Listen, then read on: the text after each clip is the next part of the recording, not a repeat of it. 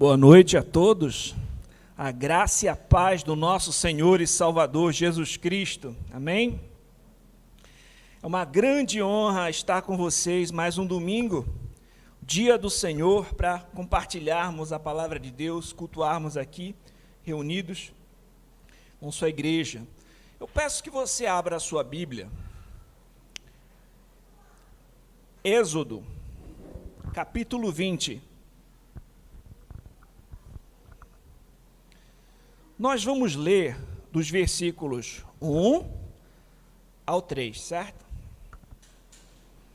Êxodo 20, do 1 ao 3. É o segundo livro da Bíblia.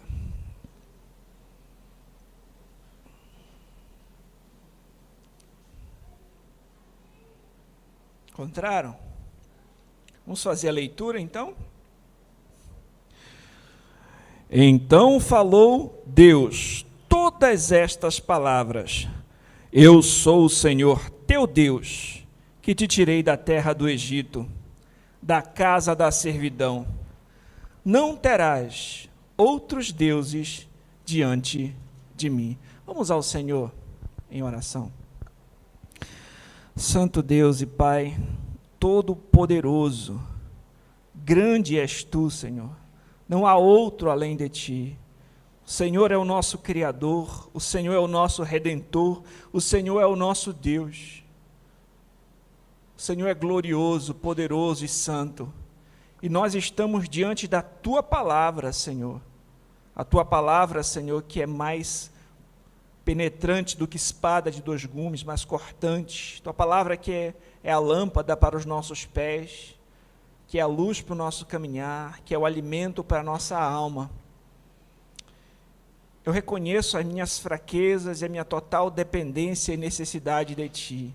Nesse momento eu te peço, Senhor, fala aos nossos corações, que a Tua palavra, Senhor, caia como uma semente em solo fértil e dê muitos frutos aqui. Que o Senhor venha alcançar o perdido, fortalecer aquele que está fraco, edificar a Tua igreja e glorificar o Teu nome. Dá-nos mais do Teu Espírito, Senhor. Nós te pedimos, em nome de Jesus. Amém. Queridos irmãos, no domingo passado, nós começamos uma nova série sobre a lei de Deus. Nós concluímos, a série que tinha sido feita na carta de Paulo aos Filipenses, e começamos a falar acerca da lei de Deus, do relacionamento do cristão com a lei de Deus. Mas, antes de nós entrarmos no estudo sobre o decálogo, o que é o decálogo? São os 10 mandamentos em si, foi necessário nós fazermos uma introdução panorâmica sobre o assunto. De uma maneira sistemática, nós observamos várias passagens das Escrituras e aprendemos importantes verdades sobre a lei de Deus. Nós vimos, meus irmãos, que desde Adão, todo ser humano foi criado à imagem e semelhança de Deus. Nós vimos que a lei moral de Deus sempre existiu e regeu sobre todos. Nós vimos também que, de acordo com as Escrituras, o conceito de pecado é a transgressão da lei de Deus. Nós também aprendemos um pouco a respeito da diferença entre as leis naturais, que são leis perenes, que continuam independente das alianças que são feitas, e as leis positivas, que têm um objetivo específico, por exemplo, leis cerimoniais, que apontavam para Cristo e deixam, nós deixamos de ter a necessidade de observá-las na nova aliança, por exemplo. Então, nós vimos esse conceito também.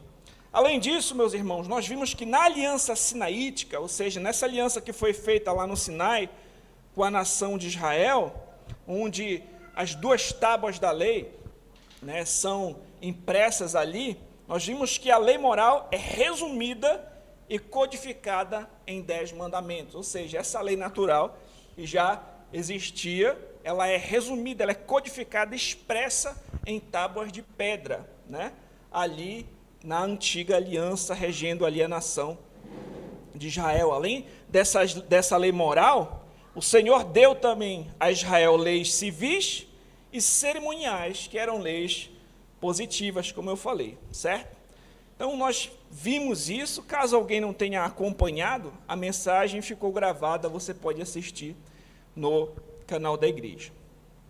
Nós vimos, meus irmãos, sobre a lei ainda, que ela expõe o pecado, mas ela não resolve o problema do pecado, ou seja, a lei não salva. Ela mostra que nós somos pecadores, mas não é ela que resolve o problema do pecado. Ela conduz a Cristo. Cristo é o mediador da nova aliança. Cristo é quem cumpre perfeitamente todas as exigências de Deus no lugar do seu povo. Então a lei expõe o pecado, nós vemos a necessidade que nós temos de um Salvador, né? E quem resolve o problema do pecado é Cristo. Por isso que ela serve para nos conduzir a Cristo, né? Além de também, meus irmãos, como nós vimos, todas aquelas leis cerimoniais, elas como sombra apontavam para Cristo, né? Elas prefiguravam ali o Messias que viria. Nós vimos, meus irmãos, também que Cristo, na nova aliança, ele não anula a lei moral, a lei de Deus. Pelo contrário, essa lei é impressa na mente e no coração do povo de Deus. O que Cristo faz é trazer o seu real significado. Ele mostra o real significado mais profundo da lei, em antítese à compreensão dos fariseus e escribas daquela época. Nós vimos também, meus irmãos, que nós, cristãos, nós obedecemos à lei de Deus não para tentar nos salvar por meio dela, mas como uma norma de conduta, por amor àquele que nos amou primeiro. Como o próprio Senhor Jesus Cristo disse: aquele que tem os meus mandamentos e os guarda, esse é o que me ama. Então nós expressamos o nosso amor em obediência aos mandamentos. E nós também vimos, meus irmãos, que Cristo resumiu a lei de Deus em 2 mandamentos, que eles estão relacionados a amar a Deus e amar ao próximo. Amar a Deus de todo o coração, de toda a alma, de todo o entendimento e com todas as forças, e amar o nosso próximo como nós amamos a nós mesmos. É à luz dessas verdades que eu relembrei aqui, que falamos com mais detalhes na última mensagem, que nós vamos estudar o decálogo, né, os 10 mandamentos.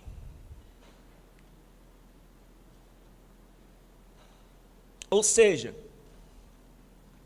nós vamos estudar os 10 mandamentos à luz do momento em que nós nos encontramos hoje na grande história da redenção, certo?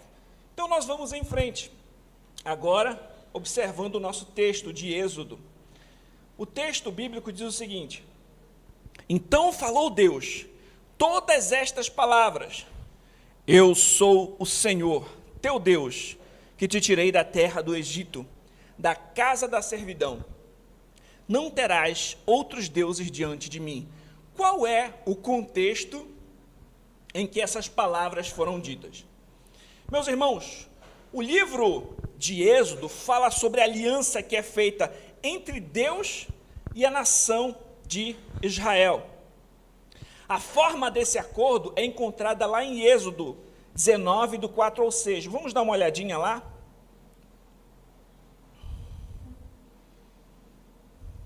Êxodo 19, é o capítulo anterior. Diz assim: tendes visto o que fiz aos egípcios, como vos levei sobre asas de águia, e vos cheguei a mim. Agora, pois, se diligentemente ouvirdes a minha voz, e guardardes a minha aliança, então sereis a minha propriedade peculiar dentre todos os povos, porque toda a terra é minha. Vós me sereis reino de sacerdotes, nação santa. São essas as palavras que falarás aos filhos de Israel. E ele vai prosseguir, né? Então, é nesse contexto aqui em que o Senhor, né, está estabelecendo aqui a aliança com a nação de Israel, que essa palavra, né, foi dita. Deus havia resgatado o povo do cativeiro no Egito, os conduziu ao Monte Sinai. Ali ele instruiu né, o povo quanto à preparação, ele expressou essas condições na aliança e revelou que a manutenção desse relacionamento pactual dependia da obediência de Israel a Deus. Enquanto o povo de Israel tremia ali no Sinai, o Senhor lhes apresentou as obrigações principais daquela aliança, no que ficaria conhecido como os 10 mandamentos. Posteriormente, o Senhor ia dar mais detalhes, né, a respeito das orientações mais gerais, porém os 10 mandamentos ali nós temos esse resumo aí da lei moral de Deus. Então é disso que esse texto que nós estamos falando, ele vai tratar, é nesse contexto, certo? Em que o Senhor apresentou ali os 10 mandamentos à nação de Israel no Sinai. Quando nós vamos lidar, meus irmãos, sobre os 10 mandamentos, é importante nós também conhecermos alguns princípios para nós compreendermos de forma adequada cada mandamento, certo? Então, antes da gente observar o mandamento em si, eu vou trazer aqui alguns princípios que nós podemos observar, algumas coisas interessantes que nós podemos considerar a respeito dos 10 mandamentos, certo? Como eu já falei a vocês, o Senhor Jesus Cristo resumiu, né, a lei em 2 grandes mandamentos: amarás o Senhor teu Deus de todo o coração, de toda a tua alma, de todo o teu entendimento e de toda a tua força. Então, o primeiro grande mandamento que o Senhor Jesus Cristo fala, ele resume o que a gente chama de primeira tábua da lei. Aqueles 4 primeiros mandamentos do Decálogo. Então, esses 4 primeiros mandamentos, eles dizem respeito ao nosso relacionamento com Deus. Então, esses 4 primeiros mandamentos da lei é o que a gente chama de relacionamento vertical, que é o nosso relacionamento com Deus. Por exemplo, o primeiro mandamento, ele lida com o objeto da adoração, que é esse que a gente vai falar hoje. A quem nós devemos adorar? Então, o primeiro mandamento vai falar a respeito disso. O segundo mandamento, ele lida com qual é a maneira que nós devemos adorar esse Deus. O terceiro mandamento lida com a linguagem a qual nós devemos adorar esse Deus. E o quarto mandamento, com o tempo da adoração a esse Deus. Então, essa primeira tábua, como eu falei a vocês, é o relacionamento vertical. Nós estamos lidando com o nosso relacionamento com Deus, mais especificamente, mais diretamente.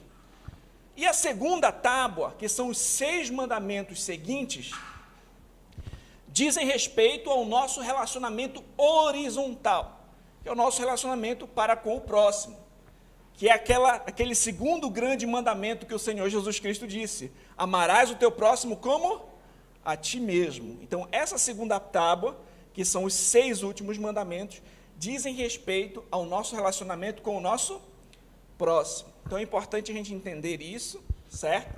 Além disso, meus irmãos, nos preceitos afirmativos estão contidos negativos, e nos negativos, os afirmativos. O que é isso, pastor? O que o senhor está querendo dizer com isso? Por exemplo, quando um preceito diz algo negativo, não matarás. Quando ele fala isso, ele não recomenda somente não matar, mas ele recomenda também aquilo que é afirmativo, ou seja, nós vamos, por amor, proteger tudo aquilo que promove a vida, certo? Então, além de não matar, a gente busca proteger a vida do próximo. E daí por diante, porque cada mandamento, ele vai mostrar algo além daquilo que ele está dizendo. Por exemplo, o não matarás, ele está protegendo algo acima do que o próprio mandamento. O que ele está protegendo? A vida. O não adulterarás está protegendo o quê? O casamento. Então, uma vez que há uma negativa, nós temos que entender que também estão contidos a afirmativa e vice-versa. Além disso, meus irmãos, é importante nós entendermos que a lei é espiritual, como a gente vai observar lá em Romanos 7,14. O texto de Romanos diz que a lei é espiritual, ou seja, quando nós observamos os mandamentos de Deus, nós não podemos observar só o aspecto externo do mandamento. Por exemplo, é só a pessoa não chegar até matar alguém. Não é só isso. O Senhor Jesus Cristo ele vai mostrar que aquele que odeia o seu irmão no coração, ele já quebrou o mandamento. Então não é só o aspecto externo que a gente tem que observar, mas também o aspecto interno. O Senhor Jesus também falou a respeito do adultério. E não é só você não chegar até atrair a sua esposa, mas só de você cobiçar uma outra mulher, no seu coração você já está quebrando. Essa é a raiz do mandamento. Então, a gente não deve observar só o aspecto externo, mas também o aspecto interno do mandamento. Além disso, meus irmãos, uma outra coisa que é importante nós considerarmos quando estudamos o Decálogo é que por um vício se proíbem todos do mesmo gênero. Por exemplo, quando diz assim, não adulterarás, nós podemos considerar que também estão incluídos todas as outras perversões e imoralidades sexuais, não somente o adultério em si, né? Então, quando ele condena um vício, ele condena todos aqueles daquele mesmo gênero. E, por fim, meus irmãos, há um sentido amplo e um sentido estrito em cada mandamento. Vou dar um exemplo para vocês. Qual é o sentido amplo do 5º mandamento? Honra teu pai e tua mãe. O sentido amplo é honrar todas as nossas autoridades. Então, esse é o sentido amplo. Mas qual é o sentido estrito? Honrar o pai e a mãe, literalmente. Deu para entender? Então, há um sentido amplo e um sentido estrito. John Murray falou sobre os 10 mandamentos. Admite-se, sem dúvida, que os 10 mandamentos fornecem o cerne da ética bíblica. Quando aplicamos o método bíblico, teológico, ao estudo da Escritura, vê-se que os 10 mandamentos promulgados no Sinai foram apenas a forma concreta e prática de enunciar princípios que não se tornaram relevantes pela primeira vez. Eles eram relevantes desde o princípio.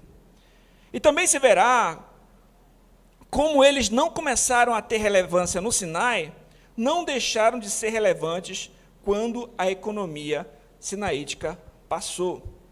Desse modo, meus irmãos, nós vamos observar o Decálogo à luz do momento que nós estamos na história da redenção e refletir como cada um deles se aplica a nós, conosco, no dia de hoje. Vamos então ao primeiro mandamento. Deu para entender o que o Murray falou? Ele falou que no Sinai, ele não está trazendo uma novidade, mas aqueles mandamentos que já existiam, ele está sendo codificado e expresso. Mas, uma vez que eles já existiam antes do Sinai, quando essa aliança passou, eles continuam. Quando ele chama aqui essa economia sinaítica passou, eles continuam, porque eles já existiam lá atrás.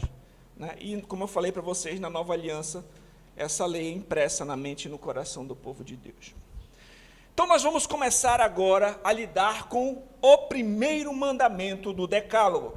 Vamos ler o versículo 1 e o versículo 2. Então, falou Deus todas estas palavras: Eu sou o Senhor, teu Deus, que te tirei da terra do Egito, da casa da servidão. Meus irmãos, só de nós observarmos isso, então falou Deus. Isso já é algo fantástico. Deus falou, o Criador dos céus e da terra, o Senhor Todo-Poderoso, aquele que é onipotente, onisciente, santo, santo, santo, eterno, imutável, soberano, falou. Ele escolheu se revelar a nós. Ele expressou a sua vontade, ele expressou o seu caráter. Ele não é como aquele que os deístas pensam, que é como um relojoeiro que deu corda no relógio, deixou ele funcionando e foi embora. Os deístas falam isso. Não, existe um Deus, mas ele criou todas as coisas e foi embora. Ele não intervém, ele não se revela, não tem como nós sabermos a sua vontade, o seu caráter, não. As Escrituras mostram que Deus escolheu se revelar. Deus falou, Deus expressou a sua vontade, Deus demonstrou o seu caráter, Deus escolheu se comunicar com o seu povo. Nós não estamos perdidos, pensando somente quais são as nossas próprias ideias, qual é a maneira certa de viver. Não, Deus ele deixou uma revelação, Deus falou, Deus escolheu se revelar para o seu povo. E, meus irmãos, isso também já mostra um contraste com os ídolos, como a gente viu no salmo lido aqui. Vocês lembram? O salmo que foi lido, não a nós, Senhor, não a nós, mas ao teu nome da glória, porque ele vai falar mais para frente a respeito dos ídolos, que têm boca, mas não falam, têm ouvido, mas não ouvem, né? Então os ídolos das nações, eles não falam, eles não existem para falar a verdade, não são verdadeiros, né? Não são verdadeiros deuses, né? Não passam da criação sendo adorada como se fosse Deus, né? Mas eles não falam de verdade, eles não são dignos de adoração. É interessante aquele episódio que a gente observa Elias com os profetas de Baal, que Elias zomba deles lá em 1 Reis 18, 29, né, como a gente vê ali, como aquele ídolo não poderia fazer nada, né, diante daqueles profetas, mesmo eles fazendo todos aqueles rituais, e o Senhor é quem responde ao profeta. Então nós vemos aqui, meus irmãos, o nosso primeiro ponto, a autoridade do legislador. Aqui nós vamos ver a fonte da autoridade. Quem é que dita esses mandamentos? Quem é que expõe a sua vontade? É o nosso Deus. Falou. Quem foi que falou? Deus falou todas as palavras. O que ele falou? Eu sou o Senhor, teu Deus, que te tirei da terra do Egito, da casa da servidão. Esse versículo, meus irmãos, resume tudo o que tinha acontecido até ali. Quando a gente vai ler o livro de Êxodo, vocês lembram o que estava acontecendo? O povo de Israel está cativo ali no Egito. O Senhor, né, mais para frente levantaria Moisés para tirá-los de lá. Então, com mão forte, o Senhor tira aquele povo do cativeiro egípcio, depois de 10 pragas que ele lançou, endurecendo o coração de Faraó. E Faraó não queria deixar o povo sair, e cada uma daquelas pragas triunfava sobre os falsos deuses egípcios ali. E, meus irmãos, nós vimos que o Senhor abriu o mar, aquele povo passou em terra seca, foi conduzido por Deus. O Senhor, de forma sobrenatural, conduziu aquele povo com uma coluna de nuvem de dia e uma coluna de nuvem de noite, os libertou do cativeiro de Faraó e apresenta aqui a sua autoridade. Ele foi aquele Deus que se apresentou a Moisés naquele momento em que ele olhou uma sarça ardente. E aí o Senhor fala, né, para Moisés tirar as sandálias dos seus pés, porque aquele local era terra santa. O Senhor se apresenta como eu sou para Moisés. Então é esse Senhor que se apresentou a eles, que vai falar esses mandamentos. Nós vamos observar duas coisas aqui. Eu sou o Senhor teu Deus, o pronome pessoal teu Deus, que te tirei da terra do Egito. Duas coisas. Primeiro, eles tinham que obedecer a Deus porque o Senhor é criador, o Senhor é Deus. E além disso, o Senhor é o Redentor. Então nós devemos obedecer a Deus por esses dois motivos. Eles deveriam, naquele contexto, obedecer a Deus por esses dois motivos. Primeiro, Deus é Deus, Ele é o Senhor sobre céus e terra. Ele é quem nos criou, Ele é quem dá o ar que nós respiramos. Se nós temos vida, fôlego, isso é porque Deus nos criou. Só por isso já é motivo suficiente para nós obedecermos a Ele. E Ele ter direito de legislar sobre nós. Mas além disso, aquele povo específico com quem Deus fez aliança, eles também tinham sido resgatados do Egito de forma sobrenatural, né? Então, Deus mandou 10 pragas, Deus abriu o mar, conduziu eles, tirou eles com mão forte do Egito, fechou o mar, matando os cavaleiros de Faraó. Então, de forma sobrenatural, eles tinham sido resgatados da sua condição de escravidão no Egito. Lembrando que o Egito era uma nação politeísta, ou seja, eles adoravam um monte de deuses, como eu falei. Cada uma daquelas 10 pragas, né, tinha relação com algum deus, com algum ídolo que os egípcios adoravam. Eles adoravam a escuridão, adoravam o rio, adoravam animais, eles eram politeístas, eles eram idólatras. E a nação de Israel, nesse tempo que passou lá no cativeiro egípcio, eles acabaram também se relacionando com essas práticas, acabaram também se envolvendo com idolatria. Mas agora o Senhor está colocando as coisas em ordem. Eu sou o Senhor, Deus, o teu Deus. Eu que te tirei da terra do Egito. Não terás deuses, outros deuses diante de mim. O Senhor está colocando a sua autoridade. Aqui nesse início, nesses versículos iniciais, ele mostra, então, a autoridade que vai, a fonte da autoridade que vai reger todo o restante dos mandamentos, certo?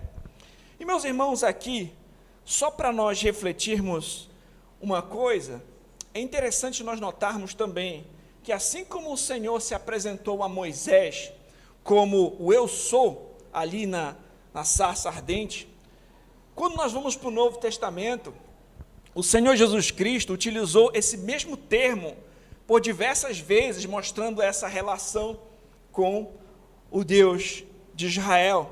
Ele falou o seguinte: eu sou o pão da vida, eu sou a luz do mundo, eu sou a porta, eu sou o bom pastor, eu sou a ressurreição e a vida, eu sou o caminho, a verdade e a vida. Então, meus irmãos, o Senhor Jesus Cristo, Ele é o Deus encarnado, Ele é o Filho de Deus, Ele é a maior revelação do Pai entre nós.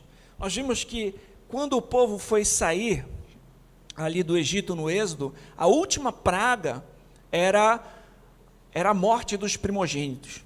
Todo primogênito no Egito ia morrer, exceto nas casas em que um cordeiro fosse sacrificado e o seu sangue fosse passado nos umbrais das portas. E isso nós sabemos que acabou se configurando na Páscoa dos judeus.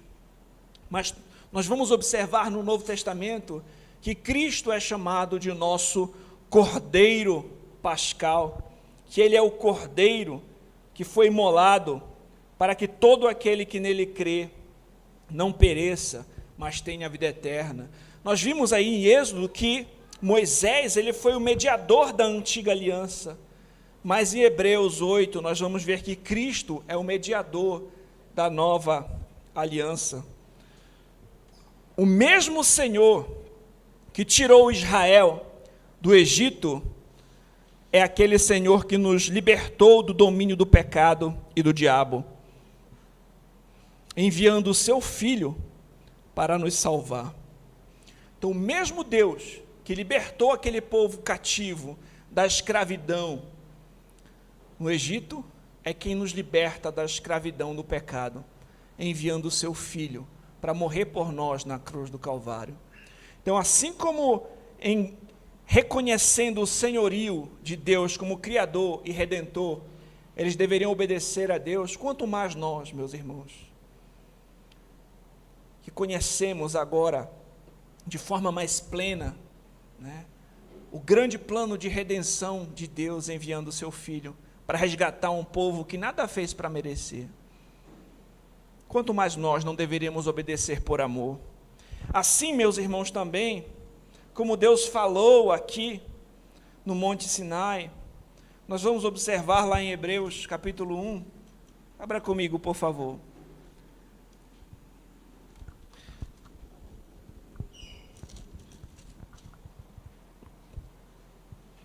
Hebreus capítulo 1, do verso 1 e 2 diz assim: havendo Deus outrora falado muitas vezes e de muitas maneiras aos pais pelos profetas, nestes últimos dias nos falou pelo Filho, a quem constituiu o herdeiro de todas as coisas, pelo qual também fez o universo. Então Deus falou de muitas maneiras aos pais pelos profetas. Essa foi uma das vezes que Deus falou aqui no Antigo Testamento. Mas a Bíblia vai dizer que nos últimos dias Deus também falou pelo Filho. O Filho é aquele quem Ele fez, pelo qual Ele fez o universo, herdeiro de todas as coisas. Meus irmãos, nós não obedecemos a lei só porque a lei possui bons princípios. Nós obedecemos porque Deus a ordenou. Aquele que é o nosso Criador, que é o nosso Salvador, Ele é quem deve ditar a nossa maneira de viver. Não é porque a gente acha legal, olha, eu acho que são bons princípios, são bons valores, não. É porque quem foi que entregou esses mandamentos? Foi Deus. Então, Deus é quem nos salvou. Meus irmãos, quando eu estava lendo esse texto, teve um outro texto que me veio à mente também, de Romanos, capítulo 12, quando depois do apóstolo Paulo mostrar o Evangelho, ele vai dizer: rogo-vos, pois, irmãos, pelas misericórdias de Deus, que apresenteis o vosso corpo, o sacrifício vivo, santo e agradável a Deus. Esse é o vosso culto racional. Não vos conformeis com este século, mas transformai-vos pela renovação do vosso entendimento. Então, diante de um Deus que demonstrou misericórdia, de um Deus que demonstrou, um tão precioso plano salvador, um Deus que nos resgatou de tamanha condenação, de situação tão terrível, qual é a nossa resposta? Obediência aos seus mandamentos. Aquele povo estava cativo no Egito, nós estávamos num cativeiro pior ainda, estávamos cativos em nossos delitos e pecados, como a gente vai ver lá em Efésios 2, que Ele nos deu vida, estando nós mortos em nossos delitos e pecados, andando segundo o curso desse mundo, segundo o príncipe da potestade do ar, o próprio diabo, os seus demônios, éramos por natureza filhos da ira, mas Deus, pelo seu imenso amor, enviou o seu Filho para nos salvar, para morrer na cruz do Calvário e pagar o preço por todos os nossos pecados. Então, meus irmãos, diante de um Deus tão poderoso, diante de tão grande salvação, vivamos para a sua glória. Eu faço uma pergunta para você: quem tem sido o Senhor da sua vida?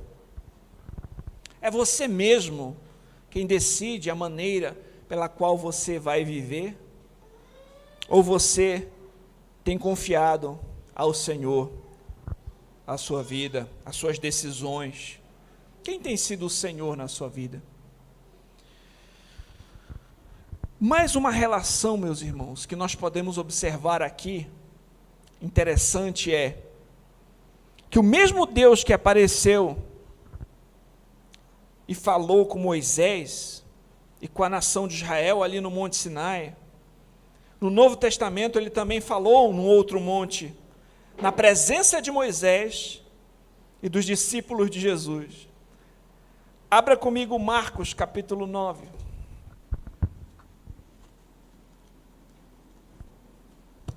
Marcos 9.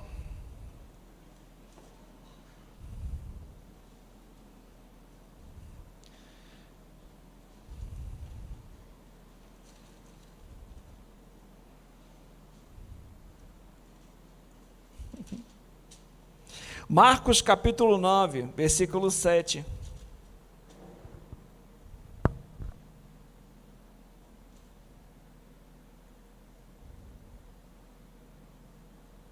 Vamos ler do 4 ao 7, vamos ler do 4. Apareceu-lhes Elias com Moisés, estavam falando com Jesus, então Pedro, tomando a palavra, disse: Mestre, bom estarmos aqui, que façamos 3 tendas, uma será tua, outra para Moisés, outra para Elias, pois não sabia o que dizer.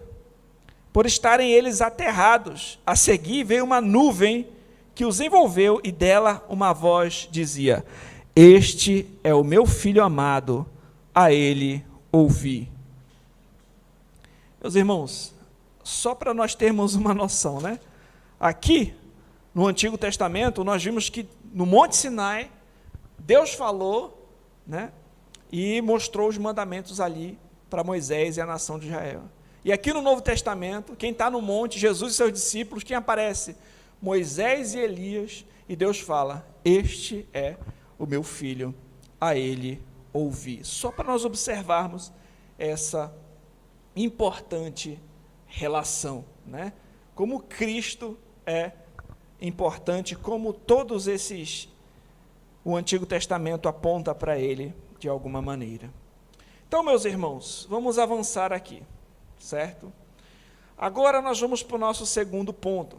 A quem não devemos adorar. Depois de ter estabelecido a fonte e a autoridade, né, de quem fala para estabelecer os mandamentos, a autoridade do legislador, agora nós vamos para o mandamento em si. A quem não devemos adorar. O mandamento vai dizer o seguinte: não terás outros deuses diante de mim. Esse primeiro mandamento, ele é como um fundamento dos outros mandamentos. Ele estabelece ali a base. É o ponto sobre o objeto da adoração. A quem nós devemos adorar e, consequentemente, quem não devemos adorar. Né? Vice-versa. Né? Quem não devemos adorar e, consequentemente, quem devemos adorar. O ponto aqui, meus irmãos, não é a fé pela fé. Muitas pessoas hoje afirmam que têm fé, mas muitas vezes essa fé está depositada no lugar errado. A pessoa pode dizer: não, eu tenho fé, eu sou uma pessoa de fé, mas se a sua fé não estiver depositada no Deus certo, se ela estiver depositada em um ídolo, por mais sincero que você seja, essa adoração é um pecado. Porque Deus disse: não terás outros deuses diante de mim. É muito possível que uma pessoa pode estar sincera, mas errada. Deus, ele não pode ser adorado de forma adequada se ele for adorado junto com algum ídolo, se um outro for adorado no lugar dele. Meus irmãos, a Escritura muitas vezes ilustra a idolatria com o adultério. Então imagine a seguinte situação: uma mulher comete adultério contra o seu marido. Podia ser até um amigo dele. Ela chegou lá e começa a dizer o seguinte: olha, está tudo bem, eu gosto também de você, mas eu também gosto dele. Será que isso ia ser agradável para o marido dela? Com certeza não. Né? Então é mais ou menos isso que acontece em uma relação de idolatria. O Senhor não divide a sua glória com ninguém. Então um ídolo é como você está sendo desleal com o Senhor quando você adora um ídolo, quando você adora outro que não é o Senhor. É como uma mulher imoral que comete adultério diante dos olhos do marido. Né? Isso é desagradável. Então, da mesma maneira, a idolatria é desagradável ao Senhor. Quando o mandamento vai dizer o seguinte: não terás outros deuses, nós sabemos, meus irmãos, que não existem outros deuses. Só existe um Deus verdadeiro. Não existe outro como o único Deus verdadeiro. Nós falamos que os israelitas tinham acabado de sair do Egito, que era uma das culturas mais politeístas que existiam. Eles adoravam os campos, o rio, a luz, a escuridão, o sol, a tempestade. E os israelitas começaram também a adorar essas coisas, a trazerem para si certos ídolos. Mas o Senhor os condena, por conta disso, os ordena, a adorarem somente a Ele. Somente Deus deve ser o único e exclusivo objeto de adoração. Meus irmãos, esse é o princípio que vai ficar conhecido na Reforma Protestante como soli Deo Glória. Toda a glória deve pertencer a Deus. Ninguém mais é digno de glória senão Deus. Somente Deus deve ser adorado. Qualquer coisa que nós adoramos no lugar do Senhor torna-se para nós um ídolo. Um ídolo é esse Deus com D minúsculo aqui. Então, quando ele está falando assim, não terás outros deuses diante de mim, é claro que ele não está falando que existem outros como ele. O que ele está falando é sobre esses ídolos, sobre qualquer coisa que uma pessoa começa a adorar. Como eu falei, eles adoravam de tudo lá no Egito. Então, a pessoa pode adorar uma imagem, uma pessoa pode adorar algo da criação de Deus, o sol, a lua, uma pessoa. Então, isso nós chamamos de idolatria. E quando a gente pensa a respeito de idolatria, pode ser que a gente ache que isso ficou lá para trás, isso é tão primitivo, né? Isso daí ficou só lá para o pessoal do Egito no passado, como se isso não tivesse algo relacionado com nós hoje. Mas tem, meus irmãos. Nos nossos dias, nós podemos também observar a idolatria ser manifestada de várias maneiras. O que é a idolatria, meus irmãos? É a transferência da adoração do Criador às criaturas. Transferência da adoração do Criador às criaturas. Em vez de adorar o Criador, você adora as criaturas. Hoje, por exemplo, como é que nós podemos observar a idolatria? Por exemplo, falsos ensinos que conduzem a um pluralismo, quando dizem assim, todos os caminhos levam a Deus, né? Não importa o que você pensa, quem você adora, no final das contas, todos os caminhos levam a Deus. Mas o Senhor vai dizer, olha, não terás outros deuses diante de mim. Tem deuses que você não tem que adorar, só existe um Deus verdadeiro. Por exemplo, meus irmãos, quando alguém transforma um político no seu Deus. Quando a pessoa, por exemplo, começa a brigar, não fala mais com o pai, não fala mais com a mãe, porque é o político rival que ele defende, então a pessoa começa a colocar aquele político ali como se fosse o seu Deus. A expectativa de uma redenção social é se ele foi eleito. Então a pessoa coloca a sua confiança naquele homem, naquela mulher, naquele político, né? Um exemplo, isso pode se tornar uma idolatria. Pessoas tratarem a criatura como se fosse o Criador. A pessoa fica xingando os outros, quebra princípios e mandamentos divinos para defender o seu candidato, para defender o seu partido político. Pode ser que ela não tenha percebido que ela transformou aquele político num ídolo para si. Isso é perigoso, isso a gente pode observar muito, né, nos debates, às vezes na internet, a maneira como algumas pessoas acabam se portando, ou no contexto hoje de mídias sociais, o desejo de glória para si, de fama, né, de obter os aplausos dos homens para si. São coisas que a gente tem que parar para observar. Qual é a motivação que a gente tem de tirar tantas selfies? Será que a gente está querendo, de fato, honrar a Deus de alguma forma, ou estamos querendo glória para nós mesmos? São coisas que a gente tem que observar no nosso contexto. O que fica muito claro também, já algo bem conhecido, culto a santos, também é uma maneira de idolatria. Quando se cultua, se adora algum santo de Deus que morreu, algum servo de Deus que já partiu. Meus irmãos, se esses servos de Deus tivessem vendo o culto que lhes é prestado, eles não só recusariam esse culto, como manifestariam uma profunda indignação.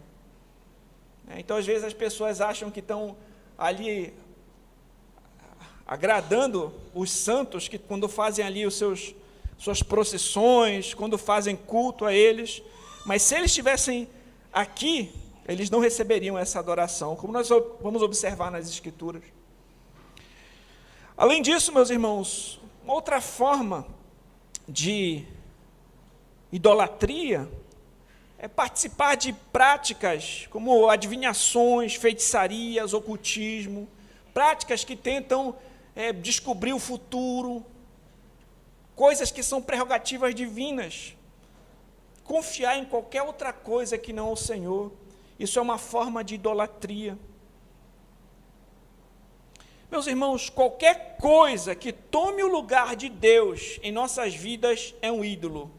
Qualquer coisa que tome o lugar de Deus na nossa vida é um ídolo. Pode ser uma pessoa, pode ser a sua carreira, pode ser o seu celular.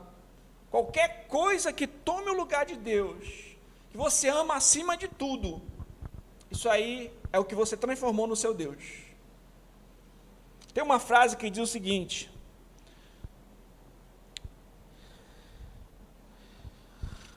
o que cada um ama antes de tudo mais, o que antes de todas as coisas que ele admira, é para ele um Deus. Aquilo que você ama acima de tudo. Pensa nas coisas que você mais admira e ama. Aí você pensa o que você ama acima de tudo isso. Aí é o seu Deus. E pode ser um ídolo. Aí a gente tem que tomar cuidado, porque os ídolos não são só esses que podem ser vistos e derrubados.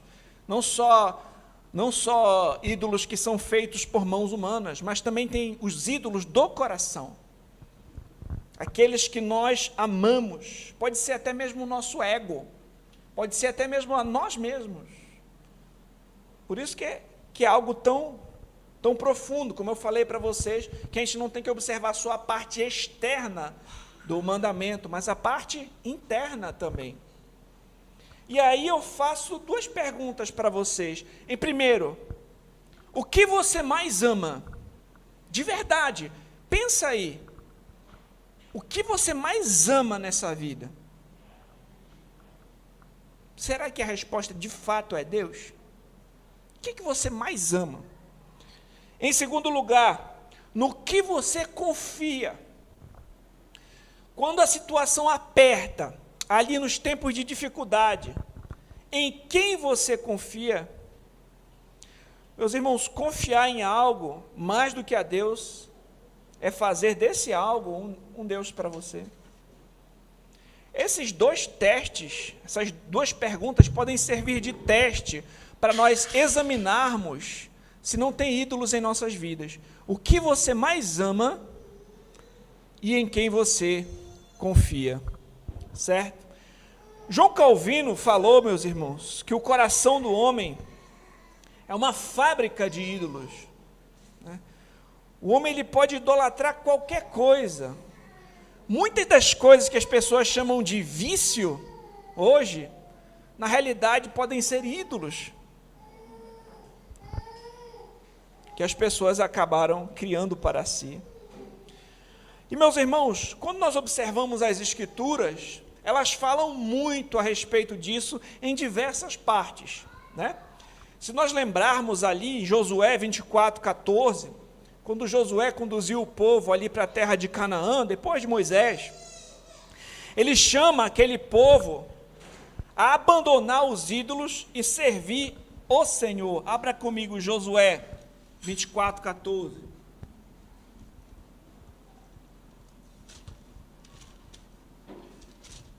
Josué 24:14 diz assim: agora, pois, temei ao Senhor e servi-o com integridade, com fidelidade. Deitai fora os deuses aos quais serviram vossos pais da além do Eufrates e no Egito, e servi ao Senhor.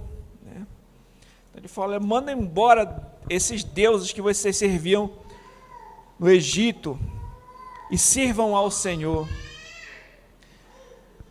Tem uma hora que ele vai falar, né? Escolher agora quem servais, né? E posteriormente ele vai dizer: eu e minha casa serviremos ao Senhor. Então a gente vê que esse não é um tema assim que aparece poucas vezes nas Escrituras. É um tema muito recorrente. Vocês lembram quando a gente viu aquela série de pregações em Daniel, quando Nabucodonosor ele olha para a Babilônia e vê assim: eu sou o cara mesmo, né? Eu que construí tudo isso aqui. E aí o Senhor vai humilhar Nabucodonosor, deixando ele se comportar que nem um animal, né, porque ele se exaltou. É possível da pessoa fazer dela mesma o Senhor, um Deus, foi humilhado por Deus. Nós lemos também em Daniel a respeito dos amigos dele, Sadraque, Mesaque e Abednego, que preferiram ir para a fornalha no lugar de se prostrar diante de um ídolo ali, que é a estátua que o rei Nabucodonosor tinha construído. Nós vemos também, meus irmãos, nas Escrituras, o próprio rei Salomão, que quebrou também o primeiro mandamento, quando ele serviu a outros deuses, né? Ali incentivado pelas suas muitas esposas e concubinas. E essa idolatria dele acabou culminando na divisão do reino. Se você vê lá em 1 Reis, no capítulo 11. E, meus irmãos, o próprio Senhor Jesus Cristo foi tentado por Satanás no deserto. Abra comigo Mateus, capítulo 4. Mateus, capítulo 4. Versículo 9. Mateus 4, 9. Ele disse, o diabo: tudo isso te darei, se prostrado me adorares. Então Jesus ordenou: retira-te, Satanás, porque está escrito: ao Senhor teu Deus adorarás, só a Ele darás culto. Então aqui, o próprio diabo tentando aqui Jesus para adorá-lo, né? Para se prostrar e adorá-lo. Jesus vai mandar ele embora e dizer que só Deus deve ser adorado, só a Deus nós devemos cultuar. O Senhor Jesus Cristo também, se nós virarmos a página, ali, algumas páginas, e formos até o capítulo 6, ele vai dizer, em Mateus 6, 24, dá uma olhadinha lá: ninguém pode servir a dois senhores, porque ou há de aborrecer-se de um e amar o outro, ou se devotará a um e desprezará o outro. Não podeis servir a Deus e às riquezas. Aqui ele mostra as riquezas como um ídolo. Em outras traduções está mamon, né? Não pode servir ao mesmo tempo a Deus e a mamon. E aqui a gente observa diversos ídolos nas Escrituras. A pessoa pode idolatrar o dinheiro, uma pessoa pode idolatrar o sexo, a fama, poder, a ela mesma, a sua reputação. Nós vemos o exemplo, ainda no Evangelho de Mateus, do jovem rico, que em Mateus, no capítulo 19.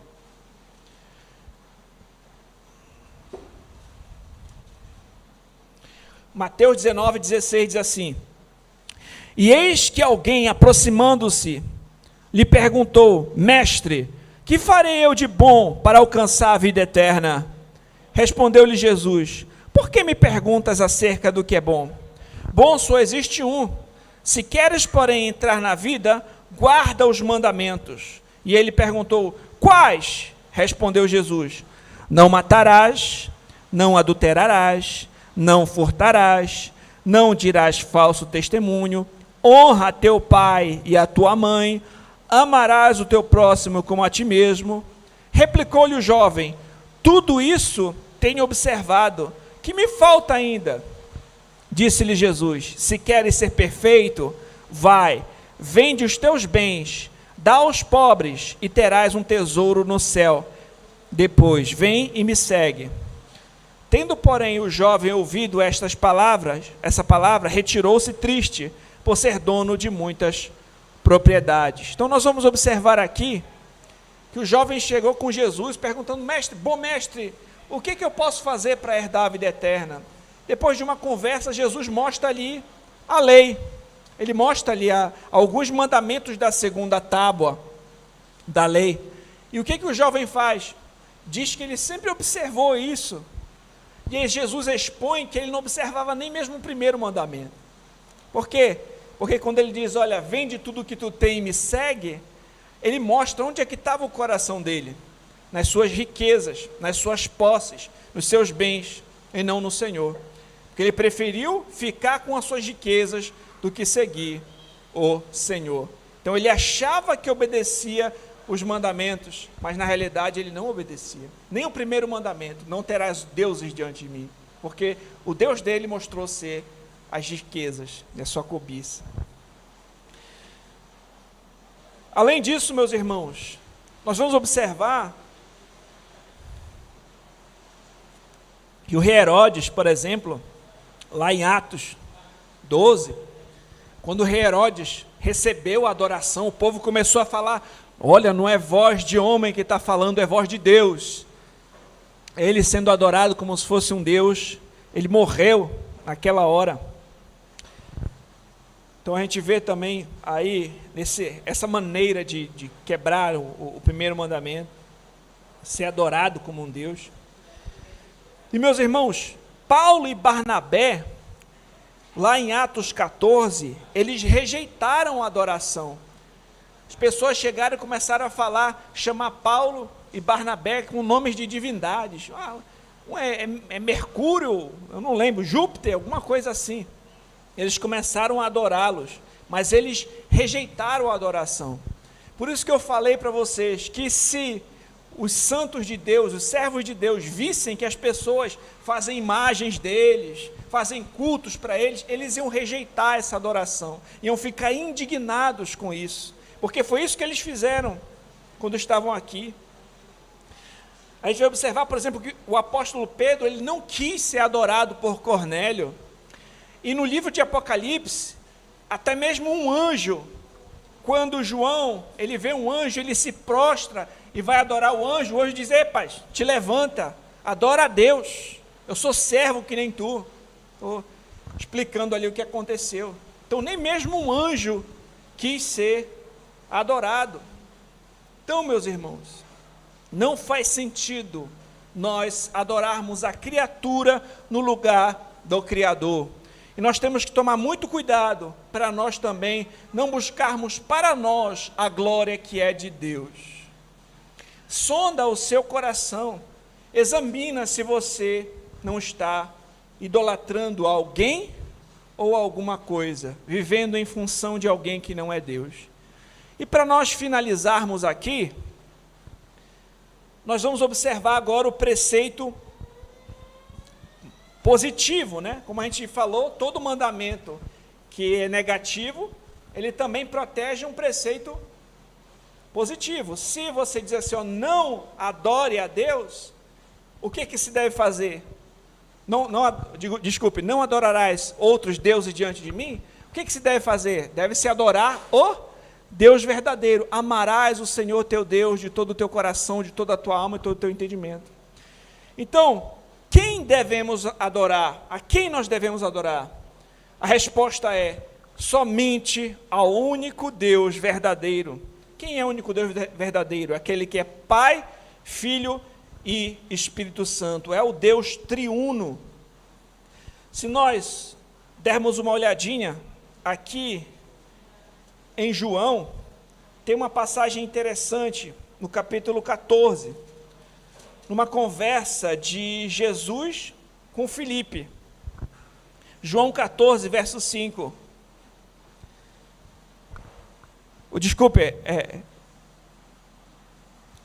Primeiro começa com Tomé. Disse-lhe Tomé: Senhor, não sabemos para onde vais.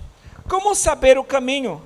Respondeu-lhe Jesus: Eu sou o caminho, a verdade e a vida. Ninguém vem ao Pai senão por mim. Se vós me tivesses conhecido, conheceríeis também meu Pai.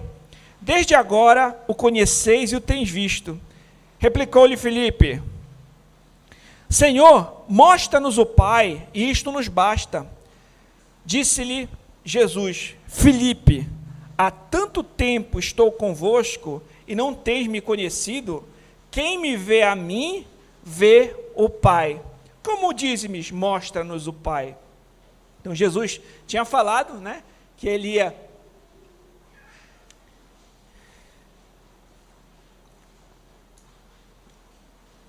ia preparar lugar, ia receber os seus discípulos e tal, falou que na casa do seu pai tinha muitas moradas.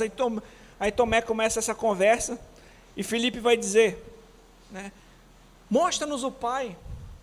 Aí Jesus vai dizer, Filipe, eu estou há tanto tempo com você e você ainda não percebeu. Quem vê a mim, vê o Pai. Em João 10:30, Jesus vai dizer, eu e o Pai somos um. E nós vamos observar, meus irmãos, lá em Apocalipse 5, versículo 13, que ó, Apocalipse 5, verso 13, diz assim, aquele que está sentado no trono e ao Cordeiro seja o louvor, a honra e a glória e o domínio pelos séculos dos séculos. E os 4 seres viventes respondiam, amém. Também os anciãos prostraram-se e o adoraram. Então, os servos de Deus não receberam a adoração. Os anjos não receberam a adoração. Herodes, quando recebeu a adoração, morreu. Mas a gente vai observar que o Cordeiro, que é o Filho de Deus, que é Cristo, ele é adorado. Nós vamos observar que Tomé, mais para frente, se prostrou lá em João 20:28 e disse, Senhor meu e Deus meu. Jesus, ele chega a dizer lá em Mateus 10:37, que quem ama mais o seu pai e sua mãe do que a mim, não é digno de mim. Quem poderia outorgar tal autoridade? Quem poderia receber a adoração sem quebrar esse mandamento de não terás deuses diante de mim? Só se ele fosse divino. E é exatamente isso. Jesus Cristo é Deus conosco. O nosso Deus é um Deus que é triuno. O nosso Deus é Pai, Filho e Espírito Santo. Por isso que a Bíblia diz em João 1, que no princípio era o Verbo estava com Deus e o Verbo era Deus. Qual é o Deus que nós devemos adorar? O Deus que é Pai, Filho e Espírito Santo. Na nova aliança, quando Jesus Cristo vai dizer, vão por todo mundo, façam discípulos de todas as nações, batizando-os em nome do Pai, do Filho e do Espírito Santo, John Owen falou o seguinte, se aqueles em cujo nome nós somos batizados não forem de natureza una, somos, pelo nosso batismo, envolvidos no serviço e culto de mais deuses do que um só. A gente é batizado em nome do Pai, do Filho e do Espírito Santo. Se esses 3 não fossem um, no batismo a gente ia estar relacionado, envolvido no serviço de 3 deuses, não um. Mas a gente sabe que é um Deus que é tripessoal. Um Deus que é Pai, Filho e Espírito Santo. Qual é o Deus que nós devemos adorar? É o Deus Trino. O Deus que é Pai, Filho e Espírito Santo, que no Novo Testamento aqui se revelou, falou por meio do seu Filho. Nesse ponto, eu concordo com Albert Mohler, que ele disse, o cristianismo não é um mero monoteísmo, mas um monoteísmo trinitário. O que é isso? Monoteísmo é ter só um Deus. Quando diz assim, não terás outros deuses diante de mim, isso já mata o politeísmo, né? Não pode ter outros deuses, então não são vários deuses, é só um Deus. Mas esse monoteísmo é um monoteísmo trinitário, ou seja, esse único Deus que deve ser adorado, ele é um Deus que é tripessoal, é um Deus que é Pai, Filho e Espírito Santo. E o que é nós adorarmos a Deus, meu irmão? Adorar significa submeter a própria consciência a Ele em adoração, concordando que Ele tem direito de governar e que seu governo é justo e bom. Michael Horton falou isso.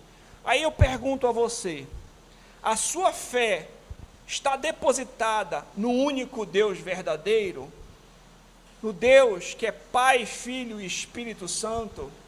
No Deus que é Pai do nosso Senhor Jesus Cristo? Cristo é o Salvador da sua vida, Jesus Cristo é o seu Senhor. Jesus Cristo, aquele que recebeu o nome que está acima de todo o nome, é o Senhor da sua vida? Ou tem alguém que está também ali, em concorrência com Ele, no seu coração? Vamos concluir aqui com algumas verdades que nós aprendemos hoje e algumas aplicações para nossas vidas. Nós vimos na mensagem de hoje que no Decálogo, nos 10 mandamentos, nós encontramos a expressão dos valores e da vontade do nosso Deus. E esses princípios servem para nortear as nossas vidas. Nós vimos que no Monte Sinai, Deus entregou ao seu povo, por meio de Moisés, né, essa aliança, os famosos 10 mandamentos.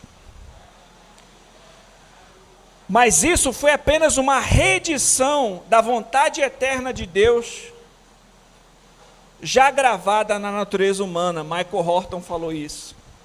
Em Êxodo 24, 12, notamos que o Decálogo foi escrito pelo próprio dedo de Deus e posteriormente colocado na Arca da Aliança, no lugar mais santo do tabernáculo.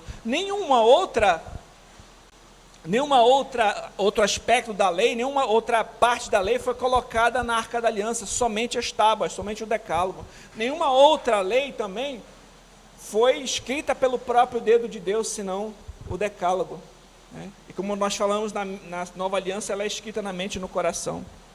Na redenção, somos capacitados a obedecer à lei do Senhor, uma vez que Cristo nos salvou da maldição da lei, tornando-se maldição em nosso lugar.